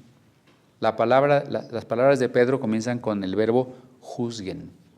Ustedes juzguen si es bueno. Entonces, ¿con qué se juzga? Con la razón, ¿no? Dijimos que Dios nos hizo a su imagen y semejanza, y ello incluye la inteligencia, la lógica, el raciocinio, facultades por las cuales incluso nos pide que juzguemos, y por supuesto que entendamos e interpretemos su palabra santa. Nada que está contra la Biblia puede ser obedecido, venga de quien venga, porque primero está la palabra de Dios, su justicia, su santidad. Por ello hemos explicado que Él es la única autoridad verdadera. No podemos desobedecer a Dios por obedecer a un ser humano. Es decir, hay una autoridad mayor sobre la autoridad inmediata, ¿no? Aunque en ello nos vaya la vida. Fíjense qué paradójico, no somos rebeldes. Sin embargo, si fuera necesario desobedecer, aunque tengamos que poner la vida, vamos a tener que desobedecer, ¿no? ¿Qué tal si un general te dice, dispara, y quiere que dispares contra unos niños de una población inocente? Sucede en las guerras todo el tiempo, ¿no? Y tú como soldado dices no, pues te fusilan, ¿no? Pues a eso tendríamos que estar dispuestos, a tener una sujeción racional. Porque miren, de una vez les cuento, cuando el juicio de Nuremberg, que fue el juicio a los principales líderes nazis, que llevaron al holocausto a millones de personas, se les juzgó. La mayoría dijo, sin ningún sentimiento de culpa, yo seguía órdenes, ¿no? Entonces, cuando en ciertas órdenes de los monjes católicos se hace voto de obediencia, muy especialmente entre los jesuitas, ni siquiera tienes que razonar lo que se te ordena. Si se te ordena, lo tienes que hacer. Esa no es la sujeción que Dios está pidiendo. No es la sujeción del pueblo alemán al partido nazi. Milgram, un sociólogo judío, hizo experimentos, ¿no? En Estados Unidos, ¿no? En la democracia. Supuestamente, la persona tenía que darle unas descargas eléctricas a un alumno cada vez que contestara mal. Y la mayoría de los que les tocó ser maestros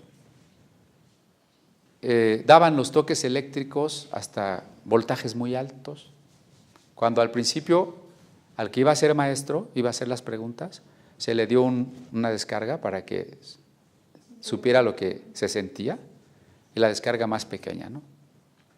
Pero su tarea era dar descargas cada vez más altas al que se equivocara.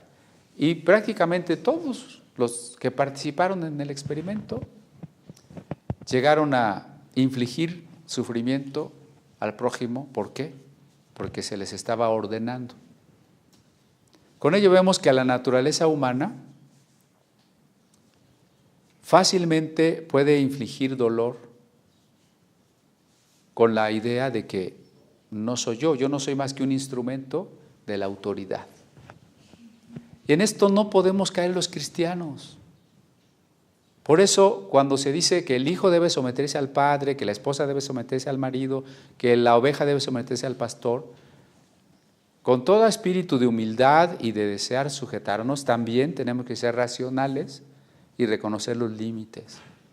Nunca podremos obedecer algo que esté en contra de la palabra de Dios, y como lo digo aquí, aunque en ello nos vaya la vida, ¿no? Así muchos cristianos murieron en la hoguera, en los leones, en las cruces, por desobedecer a quienes querían que hicieran algo contra Dios. Ciertamente desobedecieron, pero no eran rebeldes. Esto es importante también, ¿no? Desobedecieron, pero no eran rebeldes, porque su actitud no era siempre de desconocer la autoridad. Eran obedientes en su corazón, porque obedecían a la Biblia aun cuando desobedecían a los hombres. En toda otra cosa que no fuese una orden expresa contra las Escrituras, ellos seguían siendo obedientes. Aún Jesús, ¿no? Había que pagar el tributo y le preguntó a sus discípulos, ¿quiénes deberían pagar el tributo? Y muestra que era injusto pagar el tributo y sin embargo le dice a Pedro, ve y paga, ¿no? Aunque sea injusto, obedezco, porque mi corazón no es rebelde. Pero un corazón que no es rebelde tiene que estar imbrincado, entretejido con la razón, para conocer cuando se me está ordenando algo inmoral, algo que va contra mi conciencia, ¿no? Y esto nos distingue de la masa, ¿eh? Esto nos distingue de la masa, porque pueden todos estar convencidos de hacer lo que se les dice, pero nosotros no. Una mujer tendrá que usar su razón iluminada por la palabra de Dios y por el Espíritu Santo para saber cuándo no debe permitir situaciones que van en contra de lo ordenado por Dios. O incluso cuando les parezca injusto, sí se tienen que sujetar, pero tendrán que desobedecer cuando las órdenes recibidas contradigan la Biblia. Hay un caso en que la Biblia expresa la siguiente frase. En 1 Samuel 25:33 dice esta frase: bendito sea tu razonamiento y bendita tú. A los que dicen que no hay que pensar, bendita tu razonamiento y bendito tú. Es la historia de Abigail, cuando su siervo le dice, reflexiona y ve lo que vas a hacer, porque el mal está ya resuelto contra nuestro amo y contra toda su casa, pues es un hombre tan perverso que no hay quien pueda hablar. David había pedido apoyo a Nabal, pero este hombre, marido de Abigail, atrajo imprudentemente la ira de David y su ejército. Lo ilustrativo es que la esposa, desobedeciendo al marido, arregla la situación y salva la vida de ella y de toda su familia. O sea, David le dice a Nabal, oye, necesito provisiones, te las voy a pagar. Y Nabal le manda mensaje, ¿tú quién eres? Eres un bandolero, yo no te voy a dar nada. Entonces David dice, muy bien, pues vamos, no quiere que le pague, vamos, lo matamos y nos quedamos con todo, ¿no? Porque si era un bandolero, por supuesto. Pero aquí prohíbe a su casa y a sus sirvientes que le den cualquier ayuda a David. Abigail desobedece al marido y le manda a David provisiones y un mensaje con los siervos y dice, perdona, mi marido es un insensato. ¿Ven? Es un caso de desobediencia. ¿Qué pasó con esa desobediencia, no? Este relato muestra claramente que en situaciones límite, donde la vida de la mujer o de los hijos está en riesgo, o en situaciones de manifiesta y obvia insensatez, Nabal significa insensato, la mujer es alabada por la Biblia por haber reflexionado y razonado para escoger el mejor camino a pesar del desacuerdo con el esposo. Es que miren, ¿y entonces cómo voy a saber cuándo obedecer y cuándo no? No hay fórmulas. En el cristianismo no hay fórmulas. Cuando alguien le dé reglas, fórmulas, ya se salió del espíritu del cristianismo. El cristianismo no es fácil, precisamente porque ¿qué fácil sería? Obedece siempre o no obedezca nunca. Eso es fácil. Pero saber cuándo obedecer y cuándo no, solo es posible si hay un corazón sincero. ¿Nada? ¿No? Si hay un corazón humilde. En este caso, no obedeció esta mujer y fue alabada por la Biblia. Estos extremos bien podrían ser los de un marido golpeador, uno que abandona el hogar, el que maltrata o incluso explota a los hijos. O sea, pastores que han aconsejado a una mujer que fue abandonada, que fue maltratada, que el marido no le proveyó, y le han aconsejado: no, regrésate con tu marido, declara que Dios te va a devolver a tu marido, confiesa que Él va a volver a ser tu marido. Si esta se casó con otra, no, es que Dios te lo va a traer. Y se hacen viejitas y se mueren, y Dios nunca lo trae. O sea, hay casos en los que, pues si ya te liberaste porque estabas en un caso extremo, ya. La mujer debe amarse a sí misma tanto y por ende valorarse, puesto que sabe que Dios ordena al marido amarla como a Cristo amó a la iglesia. O sea, si el marido debe dar la vida por ella, purificarla para hacerla gloriosa, ¿cuánto vale la mujer? Entonces la mujer debe amarse. Esta canción que luego popularizó la tristemente célebre Paquita la del barrio, ya era más antigua, ¿no? La de esa mujer que dice: mi marido me patea, me dice que soy fea, pero es mi hombre, ¿no? Entonces, esa actitud es de la mujer que no se ama, porque le hacen lo que ella hace y no se ama. Esta dignidad intrínseca de la mujer, manifestada en la iglesia, le permitirá tomar decisiones en la libertad y la dignidad que impidan que su persona sea destruida o dominada por la sensación de inferioridad. O sea, Dios no le está pidiendo a la mujer que pierda la dignidad, ni que pierda la idea del valor que ella tiene, puesto que es merecedora del amor incondicional de Dios. Entonces la sujeción no es: no te quieras, eres inferior, soporta lo que sea, no es eso. Bueno, conclusión. El pecado o ausencia del amor es la causa de que los seres humanos no se reconozcan mutuamente para vivir en armonía. Por ello, la única solución es volver al origen, a Dios, rendirnos a su voluntad en el reconocimiento de lo que necesitamos es humildad. Solo en este regreso podremos ser capaces de obedecer cuando debemos obedecer y de desobedecer cuando sea lo adecuado. Porque en el fondo estaremos sujetos a una ley más alta que nos permite distinguir entre la obediencia, que últimamente es obediencia al origen, Dios, y una desobediencia que también es válida, porque no podemos someternos a nada que contradiga la ley divina. Pero también la humildad y la razón nos darán la capacidad para darnos cuenta cuando nuestra obediencia es abyecta o espúrea, y cuando nuestra desobediencia no es más que la expresión de nuestra soberbia y rebeldía ancestrales. Jesús, el modelo del creyente, se convirtió en una persona humilde y dispuesta, a pesar de su origen divino o tal vez por él, a someterse a las autoridades de la tierra, a sus padres, a los gobernantes, a los líderes religiosos. Y no por ello dejó de hacer y decir aquello que la ley más alta le exigía, de denunciar la injusticia, de defender al pobre, de acusar a los hipócritas. Por eso su vida es una ilustración de los extremos entre los que debemos movernos. La tensión, por una parte, entre la humildad y la obediencia, y la dignidad y la libertad por la otra. Pero ante todo, Jesús se sometió a su Padre en una tarea por demás injusta, una tarea que hubiera podido rechazar porque se le exigía sumisión para morir cuando no era digno de morir.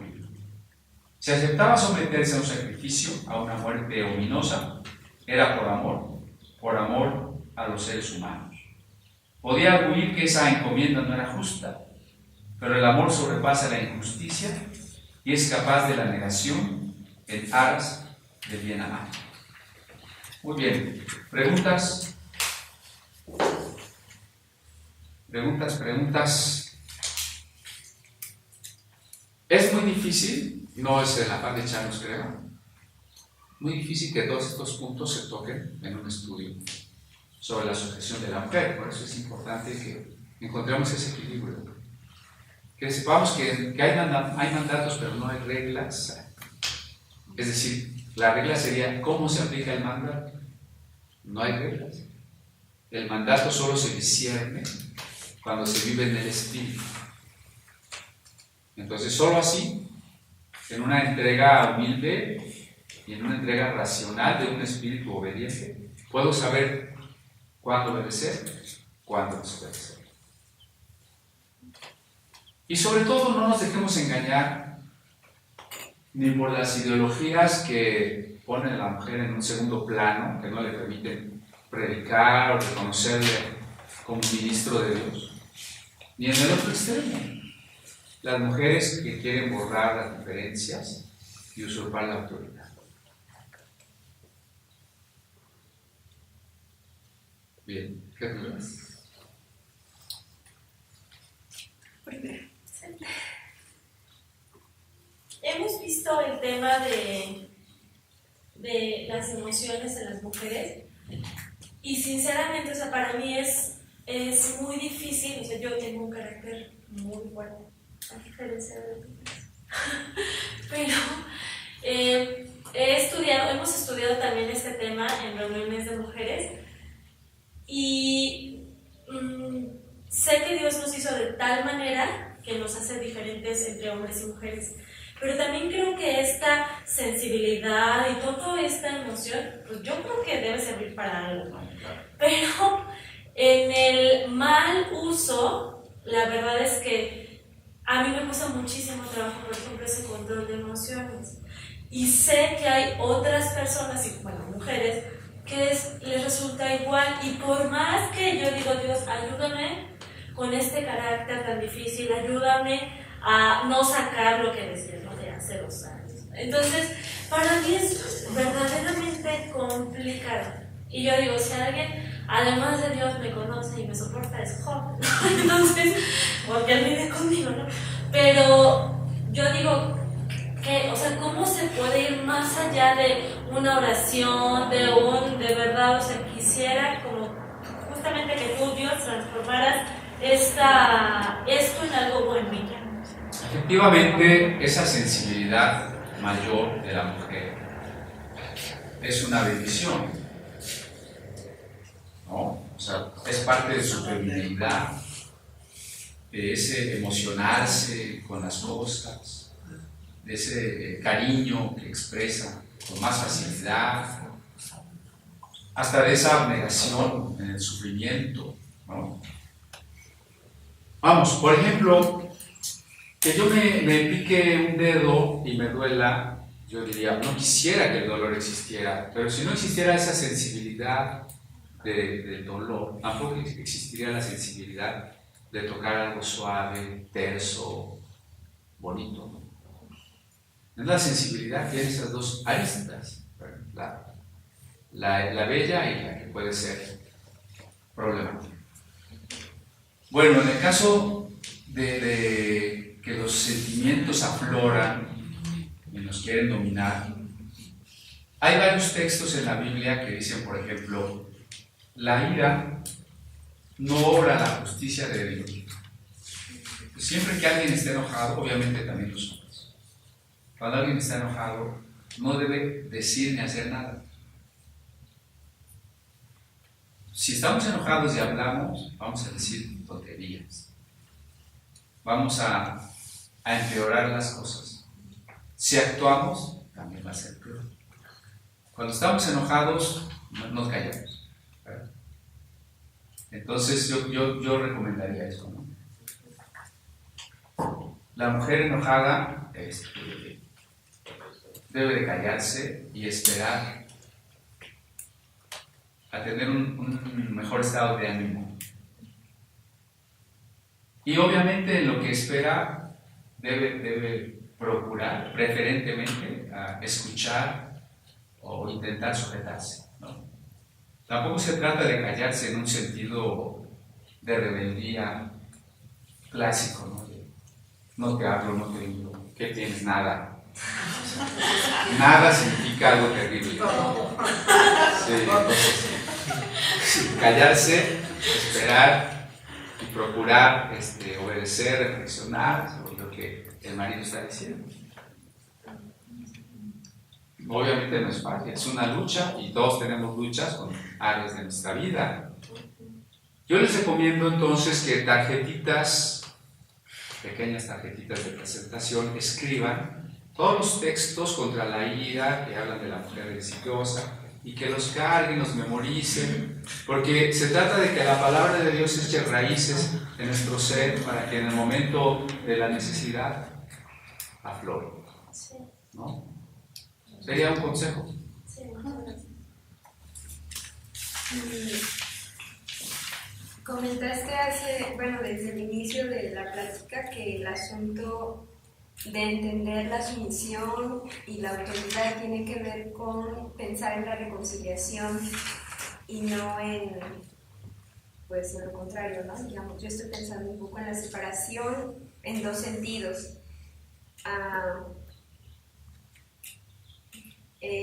Digamos, en la parte del servilismo, cuando se ha desvirtuado la relación que Dios ha pensado para la pareja, si el deseo de querer quedarse con el marido a pesar de, digamos, del machismo, ¿no?, surge de la separación de Dios, plantear una solución a esas circunstancias. Estaba yo pensando que tiene que ver con, primero, unirse a Dios, ¿no? Si el servilismo ha surgido como separación de Dios, pues primero hay que reconciliarse con Dios, y desde esa unión con Dios siguen existiendo dos posibilidades para la mujer, como amar a su marido tal cual es, claro, o la posibilidad también de, porque se ha unido con Dios, y supongo que es complicado, pero entender un poco la guía del Espíritu podría implicar la separación. Acuérdense que no hay reglas y no puede haberlas, ¿no? Y no puede haberlas porque Cristo mismo es escándalo, Cristo mismo es contradicción. Cristo mismo se revela no como lo inmediato a la manera de los ídolos, sino como lo que no puede verse más que a través del signo, y por tanto se requiere la fe. Entonces, en este sentido, no hay reglas. No puedo decir, si en tal caso te separas y en tal caso no te separas. Aquí lo que se requiere es un análisis a la luz del Espíritu Santo de las motivaciones. Soportar las cosas soportables, podrían ser todavía soportables, del marido. Digo soportables porque hay quien incluso ha llegado a decir, pues si te pega, soporta, y a la siguiente la mató. Las cosas soportables, ¿no? ¿Por qué las soporto? Si la motivación es el perdón, es el darle un tiempo más al marido para que se convierta, es luchar caminando la segunda milla, poniendo la otra mejilla para edificar mi casa. Digamos que las motivaciones son correctas. Pero muchas de las motivaciones por las que se soporta el sufrimiento vienen desde el noviazgo. Es que si este me deja, ¿qué voy a hacer?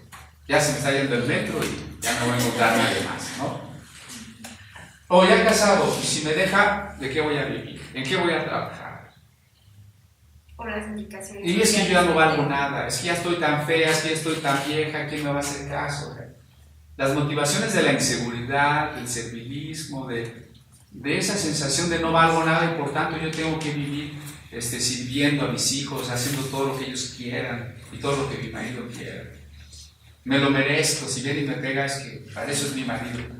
Entonces, ¿cuáles son las motivaciones? Eso es lo primero, ¿no? Y yo digo, a la luz del Espíritu Santo, tendría que ver qué se soporta, cómo se soporta, hasta dónde se soporta.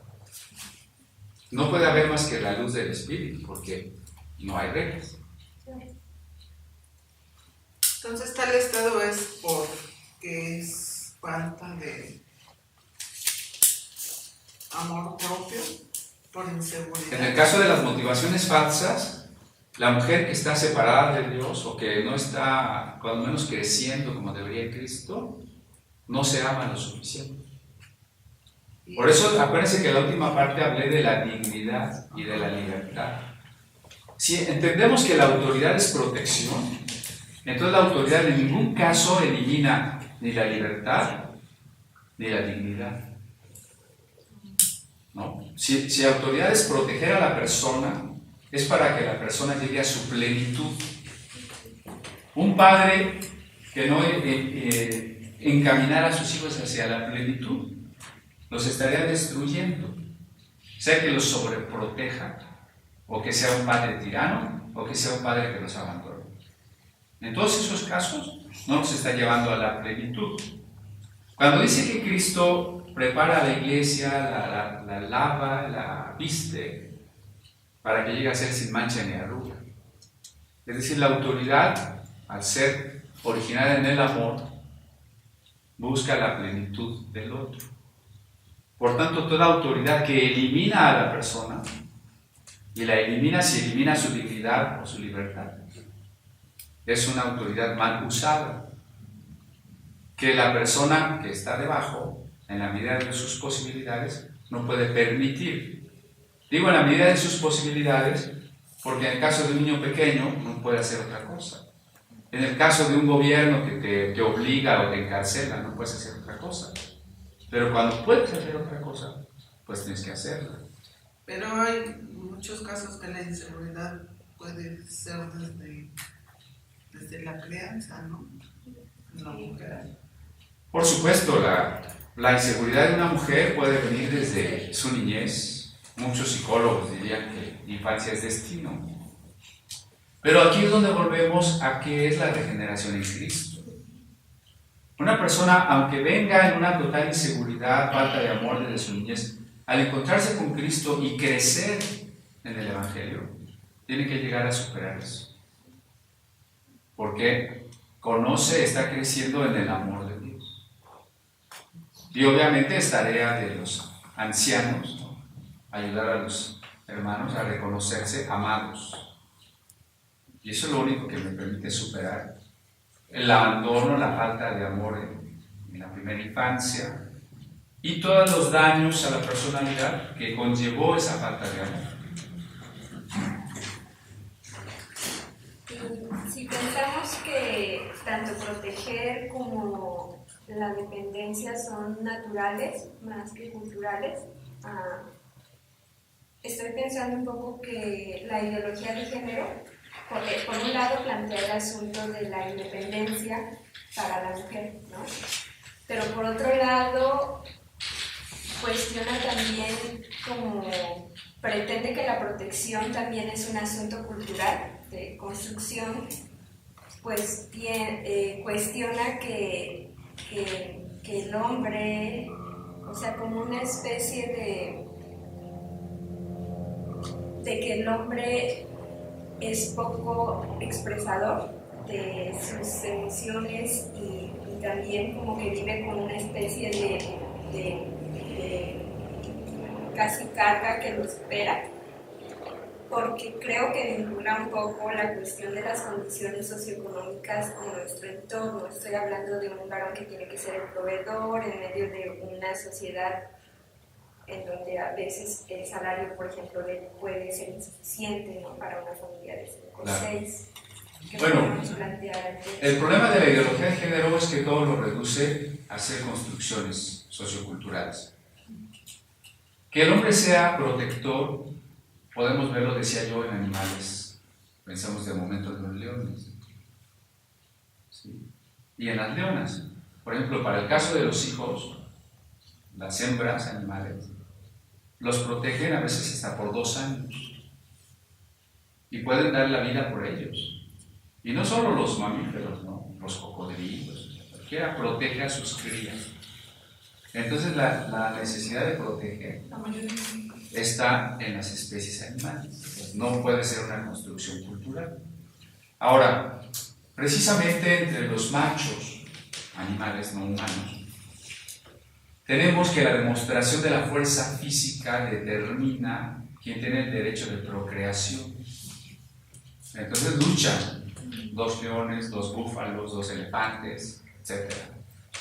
Y el que gana es el que tiene el derecho de procreación. Es decir, es biológico el hecho de que tú tienes como macho, en el buen sentido del término, a un macho humano, tienes un diseño biológico de mayor fuerza bruta que la mujer.